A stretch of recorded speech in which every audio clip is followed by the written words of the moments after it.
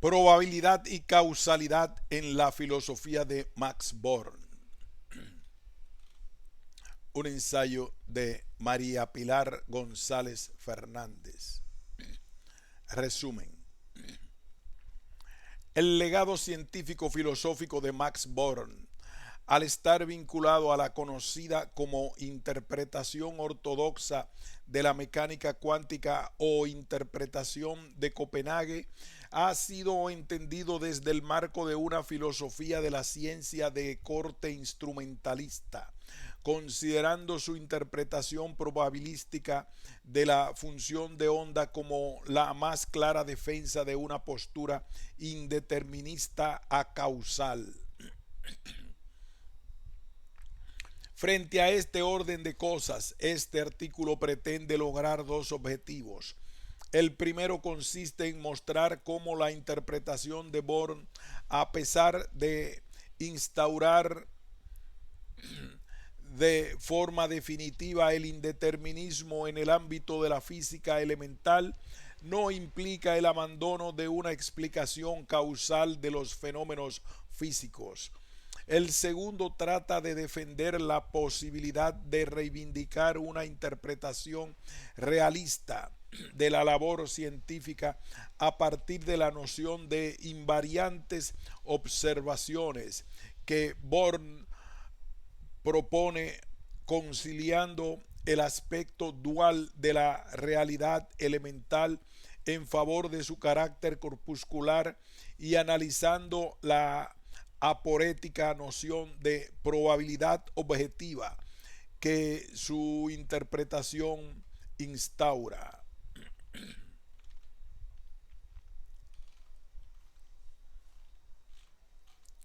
Introducción. La interpretación probabilística de la función de onda propuesta por Max Born ha sido considerada el tercer pilar que sostiene, junto con el principio de complementariedad de Niels Bohr y las relaciones de incertidumbre de Werner Heisenberg, la conocida como interpretación de Copenhague, teniendo en cuenta que esta última se ha situado en términos generales en el marco de una filosofía de la ciencia de corte instrumentalista. Parece que la aportación de Born no puede sino defender una imagen no realista de la ciencia. Es decir, se tiende a aceptar de forma acrítica que la labor científica y filosófica de este autor avala en gran medida un planteamiento positivista. No olvidemos que Max Born abre las puertas al indeterminismo y este hecho parece propiciar un alejamiento respecto de una visión intuitiva del mundo físico. Frente a este orden de cosas, la finalidad de este artículo es bien distinta. Este presenta dos objetivos fundamentales. El primero de ellos se hace eco de nuestro afán por mostrar que, a pesar de la existencia de discursos que afirman que la interpretación probabilitaria de Born conduce a una violación del principio de causalidad, es posible defender la existencia de una legalidad causal en el contexto fenoménico del mundo cuántico desde el indeterminismo que instaura dicha interpretación, rompiendo así la equiparación clásica existente entre las nociones de determinismo y causalidad. En el segundo se vincula a nuestra pretensión de defender que dicha interpretación se sostiene dentro de una imagen realista de la ciencia, aunque esto implique una severa reconstrucción de la noción de realidad física.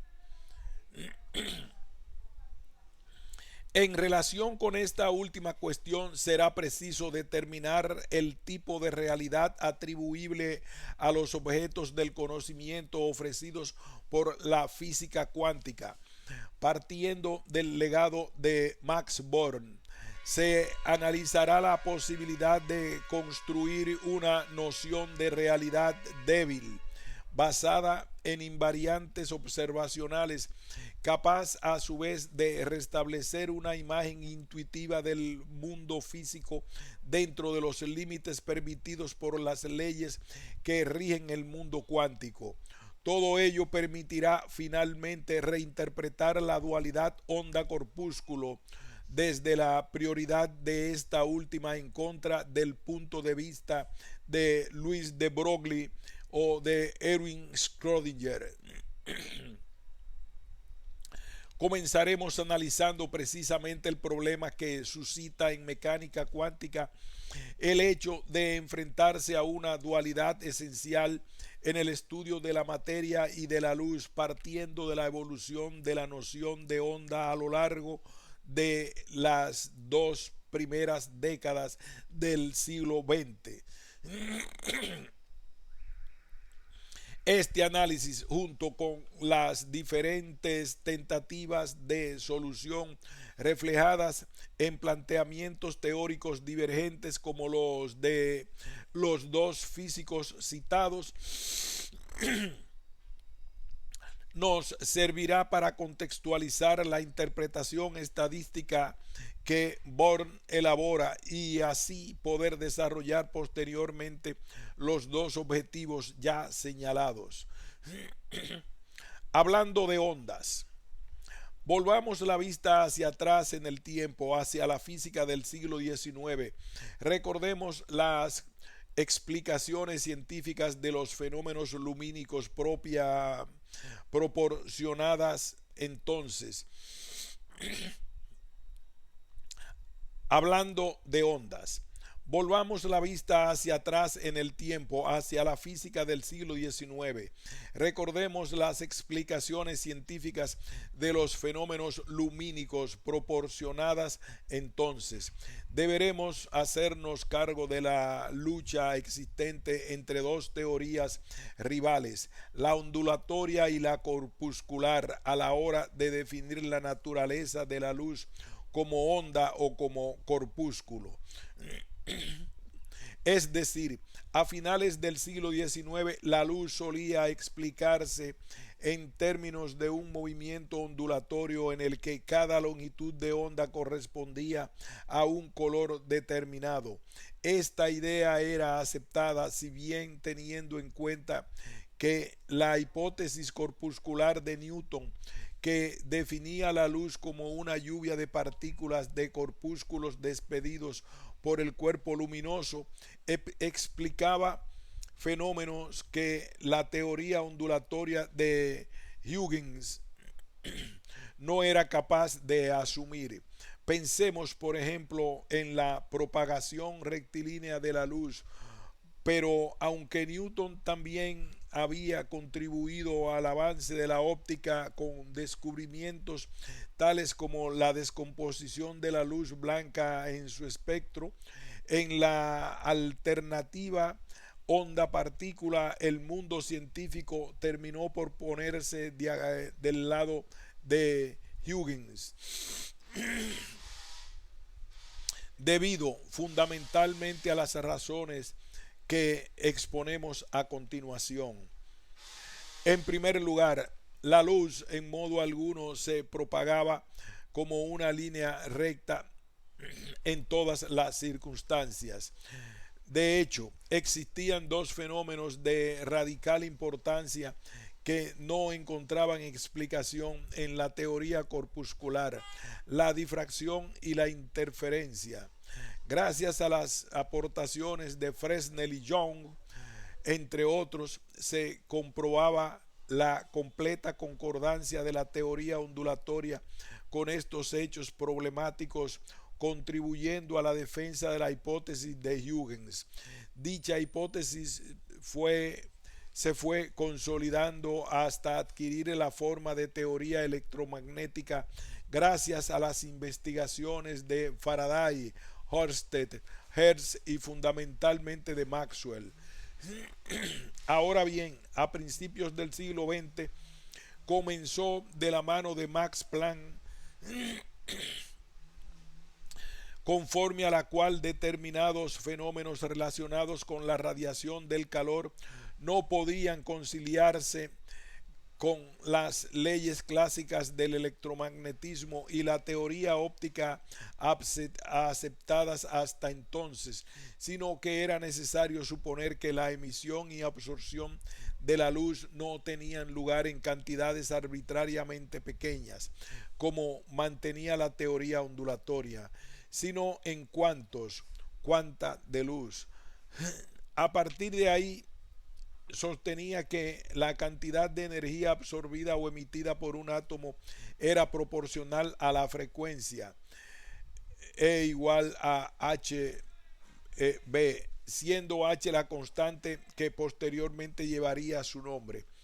Planck mostraba cómo esta nueva constante era necesaria para una correcta descripción de los datos experimentales que se referían a la radiación electromagnética emitida por cuerpos sólidos, esquematizados en un emisor ideal, el cuerpo negro, a cuyo comportamiento se aproximaban los llamados radiadores de cavidad. Apenas hizo falta esperar 5 años para que Einstein afirmara que la discontinuidad no tenía lugar solamente en la emisión y absorción de la luz, sino que la propia luz, que no consistía en suaves ondas, era discontinua y o cuantizada. Demostraba que la radiación descrita por la ley de Planck en su forma límite, válida para las altas frecuencias, se comportaba desde el punto de vista termodinámico como si estuviera compuesta por cuantos de energía Hb, siendo V la frecuencia considerada, que él mismo llamaría cuantos de luz. Dicho con otras palabras, en su opinión, la luz se comportaba como una lluvia de partículas. Parecía entonces que la vieja hipótesis de Newton cobraba fuerza de nuevo, ahora apoyada en nuevos hechos experimentales como el efecto fotoeléctrico o posteriormente, ya en 1923, el efecto Compton, que enfatizaban la estrecha relación existente entre la emisión de energía y la frecuencia. Einstein afirmaría, refiriéndose en particular al efecto fotoeléctrico, que este extraño comportamiento se comprendería inmediatamente si la luz se cuantizase, siendo su energía, como ya hemos visto, Hb. La cantidad de electrones expulsados por la luz sería por consiguiente proporcional a la cantidad de fotones o cuantos de luz, y la energía de los electrones sería proporcional a la frecuencia. Como consecuencia, a pesar del escepticismo de la comunidad científica, tomaba consistencia el hecho de que la emisión y la absorción de la luz acontecían siguiendo saltos cuánticos, contrariamente a lo que cabría esperar siguiendo la teoría ondulatoria. Finalmente, en 1909, Einstein llegaba a la conclusión de que la radiación, tal y como la describía la ley de Planck, presenta tantos aspectos ondulatorios como corpusculares, poniéndose de manifiesto de forma más intensa los primeros en las frecuencias más bajas, los segundos en las más altas. Asimismo, una dualidad onda-corpúsculo referida hasta el momento a la problemática naturaleza de la luz también afectaba a la naturaleza del electrón. Muy pronto quedó claro que el ámbito natural del cuanto de acción era el de la física atómica. La explicación proporcionada por Rutherford y colaboradores en torno a 1911 sobre la estructura planetaria del átomo con un núcleo con la casi totalidad de la masa y carga positiva alrededor del cual se disponen los electrones, planteaba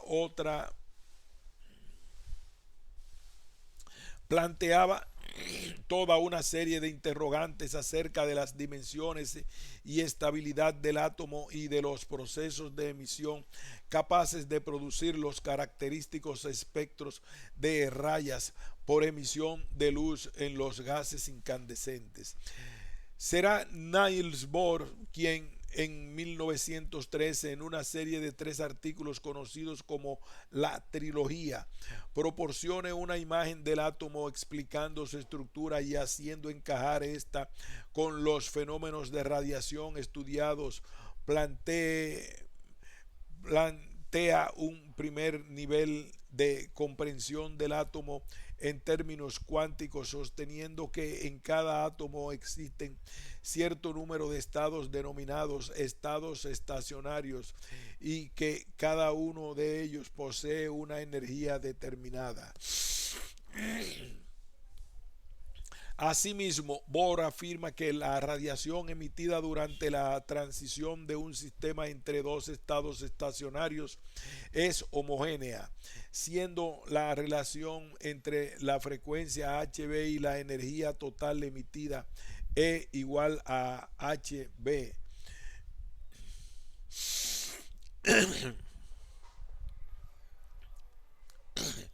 De este modo, los diferentes estados estacionarios de un sistema simple que concita en un electrón girando en torno a un núcleo positivo quedaban determinados por la condición de que la relación entre la energía total emitida en la formación de la configuración y la frecuencia de revolución del electrón fuese múltiplo entero de h sobre 2.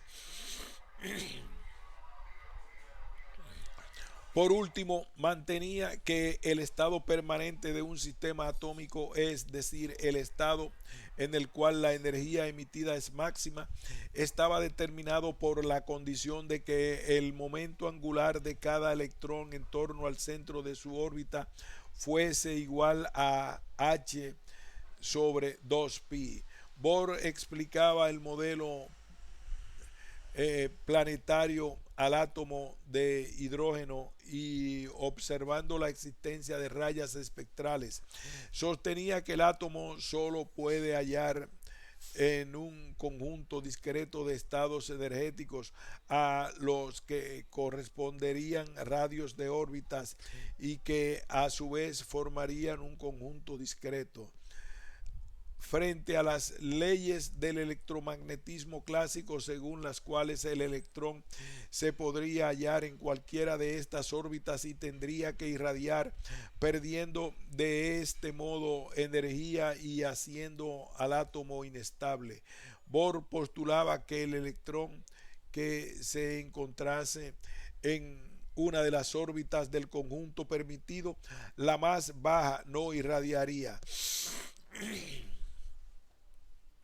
Asimismo, si el electrón se encontrase en cualquier otra órbita, irradiaría energía hasta que alcanzase la órbita más baja, dando lugar a una emisión cuya frecuencia se expresaría como la relación entre las diferentes energías entre los dos niveles y la constante de Planck. Naturalmente, esta cuantización de la energía contradecía las leyes de la mecánica clásica, pero era así como conseguía proporcionar una explicación para la estabilidad del átomo, dando al mismo tiempo cuenta de las características del espectro de emisión del hidrógeno. En definitiva, frente a la continuidad que destilaba cualquier cambio de estado en la física ordinaria, se planteaba la discontinuidad como explicación última de la estructura de la materia. A raíz de lo expuesto, nos encontramos ante una intrigante disyuntiva: ondas o corpúsculos, pero ¿cómo se solventa el problema?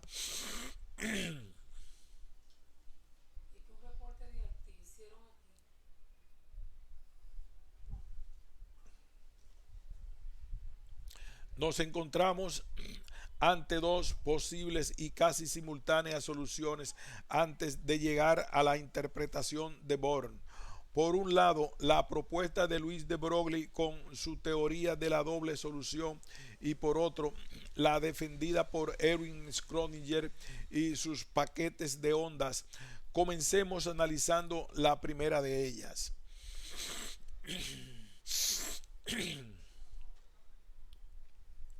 La teoría de la doble solución de Louis Broglie. Louis Broglie ejemplifica brillantemente la necesidad de resolver esa doble imagen que se iba fraguando por momentos. En un texto autobiográfico se observa cómo este defendía ya en 1922 la necesidad de elaborar una teoría sintética que combinase ambos aspectos de la realidad elemental. Digamos que de Broglie seguía los pasos dados por Einstein en 1909 al intentar alcanzar una síntesis entre la estructura discontinua de la energía radiante y los fenómenos ondulatorios. En 1922 publica dos artículos fundamentales que serían seguidos en 1923 de otros tres en los que cristalizarán sus planteamientos en torno a una nueva teoría ondulatoria.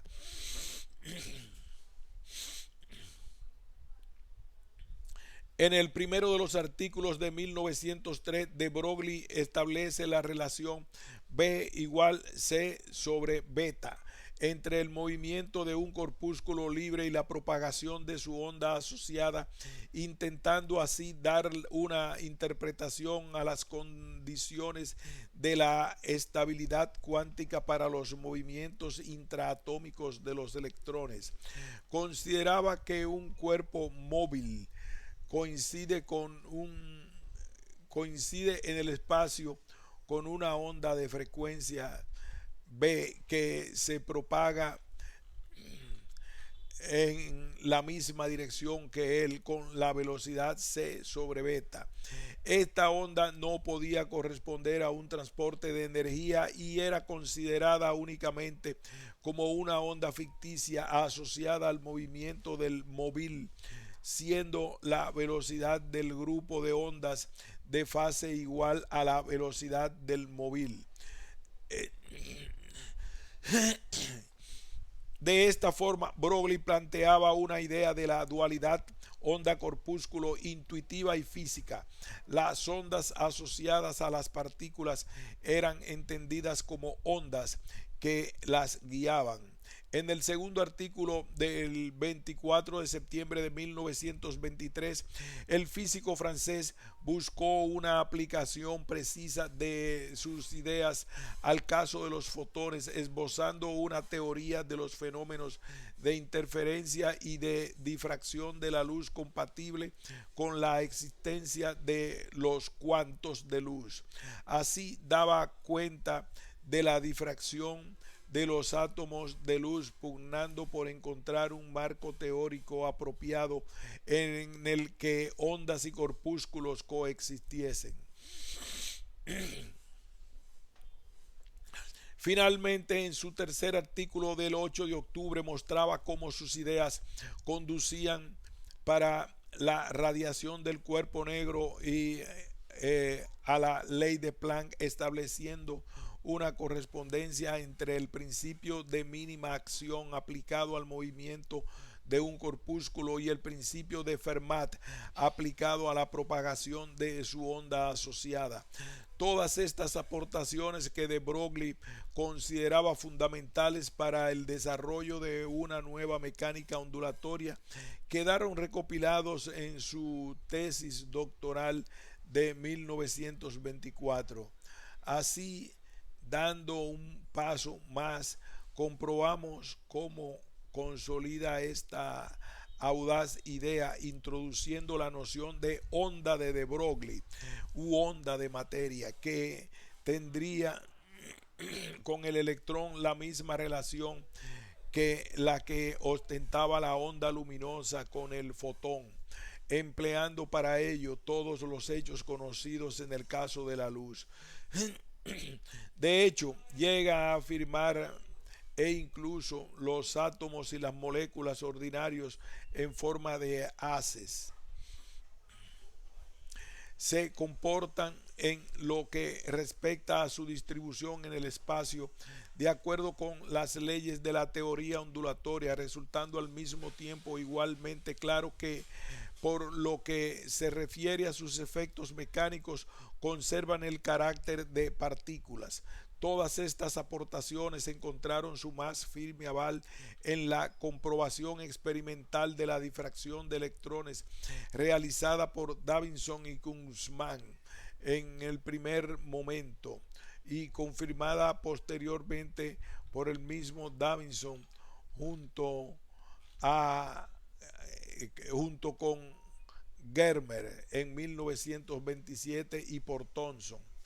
Ahora bien, llegados a este punto no podemos sino preguntarnos por la naturaleza física de las ondas, cuya realidad ya ha quedado irrefutablemente demostrada. La hipótesis de Louis de Broglie, que asociaba a cada partícula a una onda, fue pronto elaborada con una nueva mecánica. Si las ondas deben a, si hay ondas, debe haber una ecuación de onda. La nueva mecánica basada en la ecuación debería incluir mecánica de partículas ordinarias como acaso límite. Esta fue la labor emprendida por Schrödinger. Pero antes de que pasemos a estudiar la mecánica ondulatoria propuesta por Erwin Schrödinger, debemos referirnos a la posterior evolución del pensamiento de Louis de Broglie. Casi al mismo tiempo que Bohr proponía una interpretación probabilística, como veremos posteriormente, el físico francés, en un artículo escrito en el verano de 1926, intentaba reconciliar los cuantos de luz propuestos por Einstein con los fenómenos de interferencia y la difracción al considerar los cuantos de luz como singularidades de un campo de ondas. Poco después, en un segundo artículo de enero de 1927, desarrolla estas consideraciones respecto de la interpretación de la función de onda de Schrödinger y el movimiento de partículas. Aquí haremos una pausa y continuaremos con el comentario en la primavera de 1927 de Broglie.